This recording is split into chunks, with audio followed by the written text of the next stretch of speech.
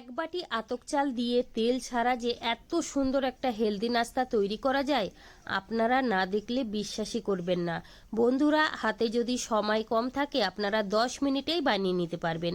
তার সঙ্গে একটা স্পেশাল টমেটোর চাটনি বানিয়ে দেখাবো। এই স্পেশাল টমেটোর চাটনিটা খেতে কিন্তু অনেক বেশি ভালো লাগে। চলুন তাহলে শুরু করা যাক। সবার প্রথমে নিয়েছি আমি 1 বাটি আতপ চাল। 3 ঘন্টা আগে আমি ভিজিয়ে রেখেছিলাম। তোমাদের হাতে যদি সময় কম থাকে তোমরা কিন্তু গরম জলে ভিজিয়ে রাখবে, তাহলে কিন্তু 10 মিনিটেই হয়ে যাবে। চালটা কিন্তু ভালো করে ধুয়ে নিলাম, তারপরে কিন্তু একটা মিক্সারের বাটিতে নিয়ে নেব।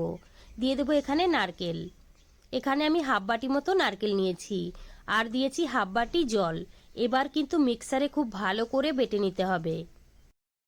খুব ভালো করে বেটে নিয়েছি, এবার একটা বাটির মধ্যে ঢেলে নেব। এখানে দিয়ে দেব প্রথমে আমি হাফ বাটি জল, দিয়ে দিলাম পরিমাণ মতো লবণ। আবারও কিন্তু ভালো করে মিশিয়ে নিলাম। আমি এখানে 1 বাটি মতো জল দিয়েছি, আবারও কিন্তু এখানে হাফ বাটি জল দিয়ে দিয়েছি। বন্ধুরা, এই নাস্তা বানানোর সময় কিন্তু ব্যাটারটা একদম পাতলা তৈরি করে নিতে হবে। এবার আমি ঢেকে রেখে দেবো 10 মিনিটের জন্য। আর এইদিকে কিন্তু স্পেশাল চাটনিটা বানিয়ে নেব। তার জন্য এখানে নিয়েছি টমেটো, রসুন, নারকেল, শুকনো লঙ্কা আর নিয়েছি পেঁয়াজ। গ্যাসে একটা প্যান বসিয়ে দিয়েছি, প্যানটা গরম হয়ে গেছে, দিয়ে দিলাম 1 চামচ সাদা তেল।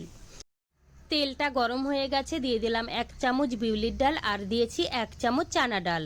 হালকা করে একটু ভেজে নিতে হবে। তারপরে দিয়ে দিলাম এখানে শুকনো লঙ্কা, লঙ্কাটাও একটু ভেজে নিতে হবে। এবার দিয়ে দেবো এখানে পেঁয়াজ, রসুন, টমেটো আর দিয়েছি নারকেল।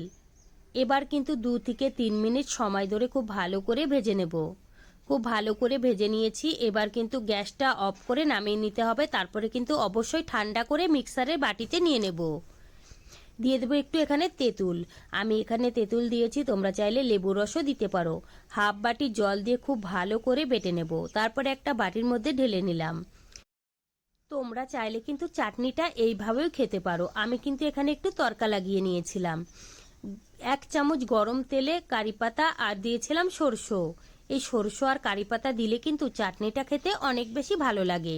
আর এইদিকে কিন্তু 10 মিনিট হয়ে গেছে। গ্যাসে একটা প্যান বসিয়ে দিয়েছি, প্যানটা গরম হয়ে গেছে, দিয়ে দিলাম সামান্য একটু সাদা তেল। সাদা তেলটা দিয়ে টিস্যু পেপার দিয়ে খুব ভালো করে মুছে নিয়েছি। এবার কিন্তু হাফ বাটি মতো ব্যাটার দিয়ে দেব। ব্যাটারটা দিয়ে কিন্তু এইভাবে একটু গোল করে নিতে হবে। খুব সুন্দর করে কিন্তু এখানে আমি গোল করে নিয়েছি। কিছু সময়ের জন্য এইভাবেই রেখে দেব। উপরটা যখন শুকনো হয়ে যাবে তারপরে কিন্তু উল্টিয়ে নিতে হবে। দেখুন বন্ধুরা, একটা নাস্তা কিন্তু আমার রেডি হয়ে গেছে। সেম ভাবে আপনাদের আরেকটা নাস্তা আমি বানিয়ে দেখাবো। বন্ধুরা, এই নাস্তা বানাতে কিন্তু 1 মিনিটও সময় লাগে না, খুবই তাড়াতাড়ি হয়ে যায়। বাকি নাস্তাটাও আমি বানিয়ে নিয়েছি। এবার কিন্তু সবগুলো নাস্তা বানিয়ে একটা প্লেটের মধ্যে সাজিয়ে নেব। সবগুলো নাস্তা আমি বানিয়ে একটা প্লেটের মধ্যে সাজিয়ে নিলাম। দেখুন বন্ধুরা, দেখতে কতটা সুন্দর লাগছে আর কতটা নরম তুলতুলে হয়েছে। বন্ধুরা, এই চাটনির সঙ্গে এই নাস্তাটা খেতে অনেক বেশি ভালো লাগে। তো বন্ধুরা, আমার রেসিপি কেমন লেগেছে কমেন্ট করে জানাবেন। ভালো লাগলে প্লিজ আমাকে সাপোর্ট করবেন। বাড়িতে বানালে কমেন্টে জানাতে ভুলবেন না খেয়ে আপনাদের কেমন লেগেছে।